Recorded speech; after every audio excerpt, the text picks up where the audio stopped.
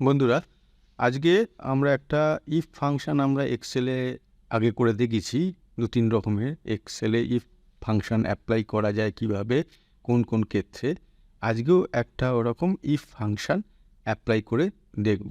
আগের দিনই তোমাদের লাস্ট এপিসোডে বলেছিলাম এবার কিছু প্র্যাকটিক্যাল জিনিস করে দেখাবো বিভিন্ন এক্সেলের ক্ষেত্রে, পাওয়ার পয়েন্টের ক্ষেত্রে, যাতে প্র্যাকটিক্যাল এতদিন যেটা থিওরি পার্টটা করাচ্ছিলাম প্লাস প্র্যাকটিক্যাল করাচ্ছিলাম, এখন শুধু প্র্যাকটিক্যাল বিভিন্নভাবে বিভিন্ন ক্ষেত্রে আমরা এগুলো করে তোমাদের সামনে ভিডিওগুলো আনবো, যাতে তোমরা প্র্যাকটিক্যালি বুঝতে পারো বিভিন্ন জিনিসের বিভিন্ন আলাদা আলাদা ক্ষেত্রে তার কীরকম অ্যাপ্লিকেশনটা হয়।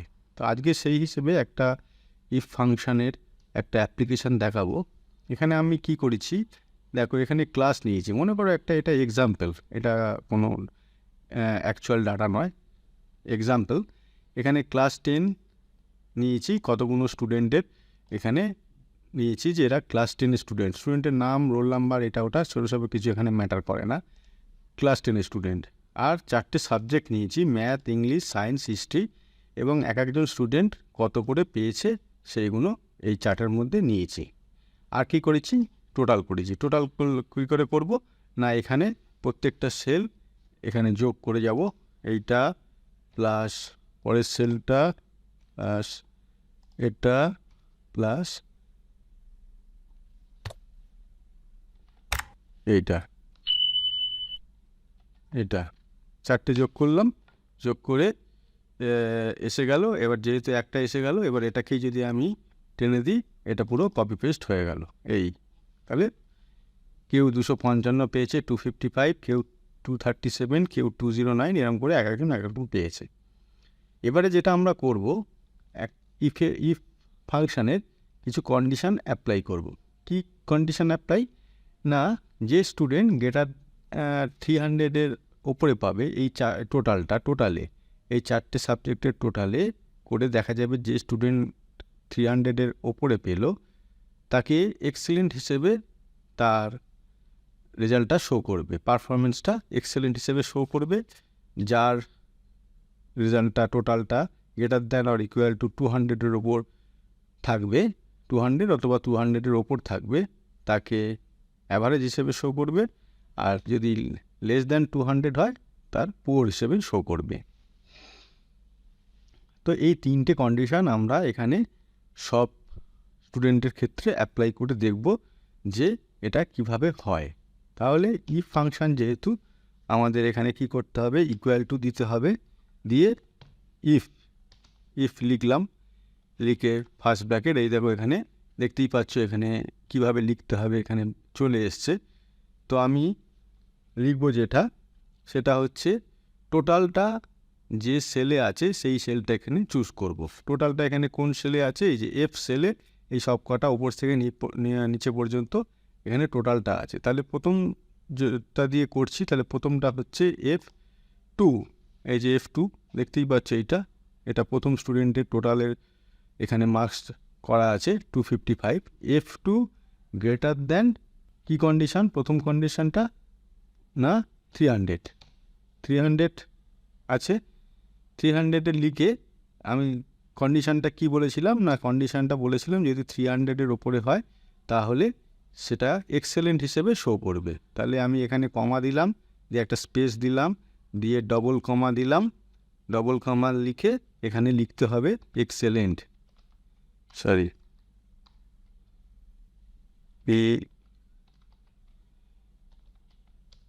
Excellent, double comma close. 3টে কন্ডিশান, তার মানে এখানে 3টে কন্ডিশান আমাদের পরপর লিখে যেতে হবে। তাহলে প্রথম কন্ডিশানটা কমপ্লিট হলো, তাহলে আমি কমা দেবো। তারপরে হচ্ছে দ্বিতীয় কন্ডিশান এখানে আবার ইফ লিখলাম, ইফ লিখে ফার্স্ট ব্র্যাকেট, আবার ওই একই F2 সেলটা সিলেক্ট করলাম, করে greater than equal to 200, comma space, same জিনিস। এবার কি লিখবো না, এবার লিখবো অ্যাভারেজ হিসেবে শো করবে যদি 200 অথবা 200-এর ওপরে থাকে।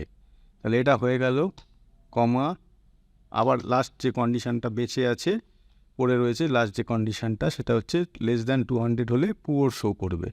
তাহলে করলাম, তাহলে সেলটা সেই একই থাকবে, F2 লেস দ্যান 200। তাহলে F2 লেস দ্যান 200 এটা সই করে কমা দেওয়ার পর কী করতে হয় না, ইনভাইট ডবল কমা দিয়ে এবার এখানে লিখব পুওর দিয়ে ডবল কমা ক্লোজ। এইবার তাহলে আমাদের 3টে কন্ডিশন এখানে লিখে ফেললাম, কোনো অসুবিধা নেই। তাহলে 3টে ব্র্যাকেট আমাকে ক্লোজ করতে হবে, ঠিক আছে, হয়ে গেল। এবার আমরা এন্টার দেবো।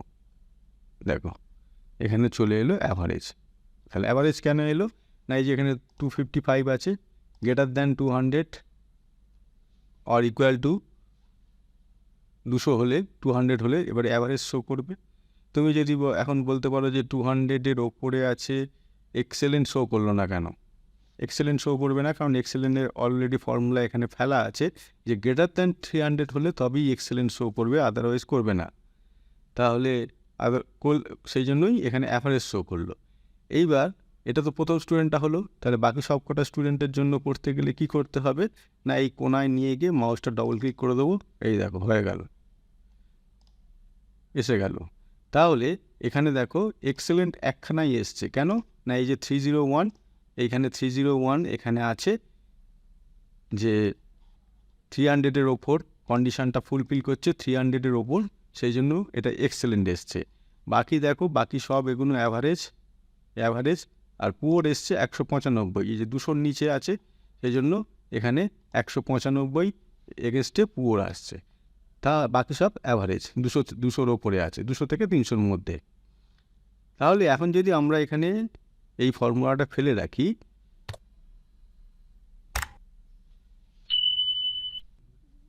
তাহলে 195 হলো যেহেতু 200-র নিচে পুওর, আর 200 থেকে 300-র মধ্যে এটা সব অ্যাভারেজ এসছে। এখন এই ফর্মুলাটা করে রাখার একটা অ্যাডভান্টেজ হচ্ছে, আমাদের যখন স্টুডেন্ট প্রচুর হবে, আমি যদি এই ফর্মুলাগুলো এখানে ফেলে রাখি, তারপরে এখানে মার্কসগুলো পুট করতে থাকি, তখন কি হবে, অটোমেটিক্যালি আমাদের আর এখানে হিসেব করে বসাতে হবে না, কে অ্যাভারেজ, কে এক্সেলেন্ট, কে পুওর করতে হবে না। আমরা এখানে এক্সেলে এগুলো বসাবো আর অটোমেটিক্যালি এখানে রেজাল্ট চলে আসবে, ঠিক আছে। তার ফলে এটা কি হয়, এই ফর্মুলা পুট করলে আমাদের কাজের সুবিধা হয়ে গেল অনেক। এটা ঝাঁটাঝাট এটা আমরা করে নিতে পারবো, শুধু মার্কসটা আমাদের একটু বসিয়ে নিতে হবে বিভিন্ন সাবজেক্টের। ম্যাথ, এখানে আমি 4টে সাবজেক্ট দিয়ে দেখিয়ে দিয়েছি, ম্যাথ, ইংলিশ, সায়েন্স, হিস্ট্রি, সবকটা আরও অনেক সাবজেক্ট হয় ক্লাস 10-এ। যাই হোক, আমি জাস্ট বোঝানোর জন্য ফর্মুলাটা কীভাবে অ্যাপ্লাই করে সেটা দেখানোর জন্য এটা করেছি। তো এই হচ্ছে একটা ইফ ফর্মুলা অ্যাপ্লাই করার একটা জায়গা। এই সব জায়গায় আমরা ইফ ফর্মুলা অ্যাপ্লাই করতে পারি, এবং এই ইফ ফর্মুলার ওপর আরও অনেক জায়গা আছে, আরও অনেক ক্ষেত্র আছে যেখানে আমরা ইফ ফর্মুলাগুলো করে এরকমভাবে বিভিন্ন আমাদের কাজের সুবিধার জন্য করে নিতে পারি। সেগুলো আস্তে আস্তে তোমাদের একটার পর একটা দেখাবো, পরবর্তী ভিডিওগুলোতে আস্তে আস্তে নিয়ে আসবো। তো আজকে এটা মনে হলো যে এরকমভাবে এটা তোমাদের দেখানো যায়। শুধু এখানে নাম্বারের জায়গায় অন্য কিছু অ্যাপ্লাই হতে পারে, হয়তো দাম, আমাদের একটা দোকান আছে, দোকানে বিভিন্ন মাল থাকে, তার দাম, এবং সেখান থেকে দাম থেকে একটা কোনো high price, low price, medium price, এরকম যদি একটা কিছু ধারণা আমরা করার চেষ্টা করি, সেখানেও এই ফর্মুলা অ্যাপ্লাই করা যাবে। তো সেইটা দেখে নিতে হবে আমরা কোথায় কীভাবে এই ফর্মুলাগুলো অ্যাপ্লাই করতে পারি, সেটা আমাদের সম্পূর্ণ নিজেদের ব্যাপার। আমাদের শুধু ফর্মুলাটা কীভাবে অ্যাপ্লাই করে সেইটা খুব ভালোভাবে বুঝে নিতে হবে, শিখে নিতে হবে। এই যে ফর্মুলাটা এখানে টোটাল এখানে দেখিয়েছি, এই ফর্মুলার প্যাটার্নটা আমাদের বুঝে নিতে হবে, দেখে নিতে হবে, করে নিতে হবে। যদি একবার এই ফর্মুলার প্যাটার্নটা বুঝে যাই, তাহলে আমরা বিভিন্ন জায়গায় বিভিন্ন ক্ষেত্রে এটা আমরা আমাদের সুবিধা মতো অ্যাপ্লাই করে দেখতে পারব। তো ঠিক আছে, আজকে এই ছোট্ট টপিক, এটা ছোট্ট ভিডিও, ছোট্ট টপিক, আশা করি তোমরা ভালোভাবে বুঝতে পারলে যে এই ফর্মুলা কীভাবে অ্যাপ্লাই করা যায়। তো এরকমই আরও আকর্ষণীয় আরও নানান রকম টপিক নিয়ে আমরা পরবর্তী ভিডিওগুলোতে একটার পর একটা তোমাদের সামনে নিয়ে আসবো। তোমরা দেখতে থাকো, বাড়িতে প্র্যাকটিস করতে থাকো, শিখতে থাকো, আর আমাদের ভিডিওগুলো লাইক করো, শেয়ার করো, আর যাদের সাবস্ক্রাইব করা নেই তারা সাবস্ক্রাইব করো। তো আজকে এই পর্যন্ত বন্ধুরা, পরের দিন আবার নতুন ভিডিও নিয়ে তোমাদের সামনে আসবো। Thank you.